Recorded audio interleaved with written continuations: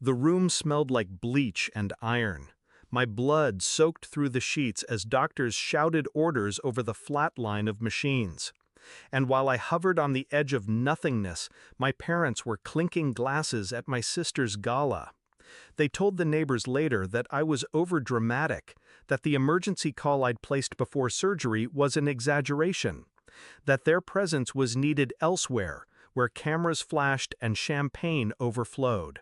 I nearly died that night, and they didn't care. It wasn't the first time. Growing up, my sister was their sun. Everything revolved around her light. Ballet recitals, debate tournaments, the endless parties thrown in her name. Me? I was the shadow, the forgotten seat at the dinner table, the afterthought in family photos.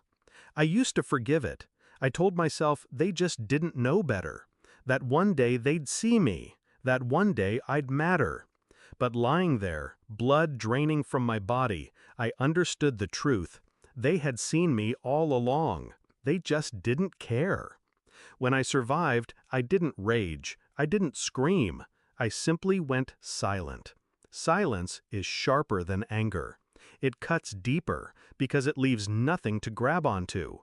I withdrew, erased them one careful stroke at a time. First, the calls. I stopped answering.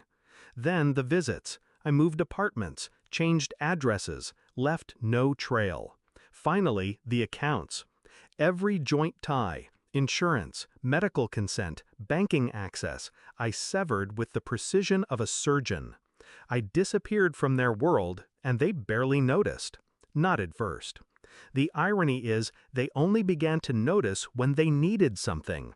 Because my silence didn't just remove me, it removed what I carried. Access, leverage, security. I had always been the one who filled out the paperwork, who handled the details, who remembered the things they forgot. My sister was the showpiece. I was the scaffolding. Invisible, but essential. They had forgotten that scaffolding holds the weight, until it was gone. Their unraveling came quietly. It started with an insurance claim, denied because I'd removed my signature as guarantor.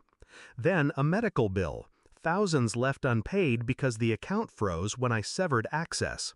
And then the real blow. My father's chest collapsed one morning in the driveway. Cardiac arrest. Neighbors called me, the hospital called me, even my sister called me, her voice trembling. And I let the phone ring. I pictured them in the waiting room, clutching forms they couldn't process, staff asking for next of kin authorization. The blank stare when my father's insurance bounced back incomplete. All because the overdramatic child had quietly removed herself from the chain they assumed would always bind her. My silence was louder than any scream I could have delivered. A week later, I received a letter. My mother's handwriting, sloppy, shaking. It didn't apologize. It begged.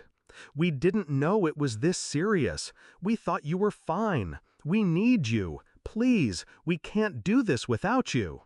I folded it neatly, slid it back into the envelope, tucked it into a drawer I never opened again. Because I wasn't overdramatic. I was invisible until they needed me. And now they were the ones invisible to me. Here's the part they'll never say aloud. They built this fate with their own hands. They cut me out every time they chose my sister's spotlight over my survival. They hollowed me out until all I had left was silence. And silence is what I gave them back. People ask me if I regret it, if I ever feel guilt for letting them drown in their own neglect. The answer is simple, no. Because the night I bled out on that table, I learned the truth. Families aren't defined by blood. Blood spills. Blood drains. Blood can be ignored while champagne flows.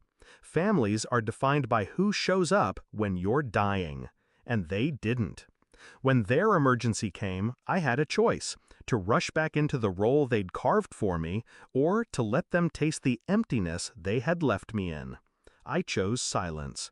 And that silence was my revenge. I don't hate them anymore. Hate requires energy. and I won't waste another drop. What I feel is colder, cleaner, relief. Because when my phone stays silent, I know I've finally severed the chain that once bound me to their indifference. They taught me I was disposable. Now they've learned I'm gone.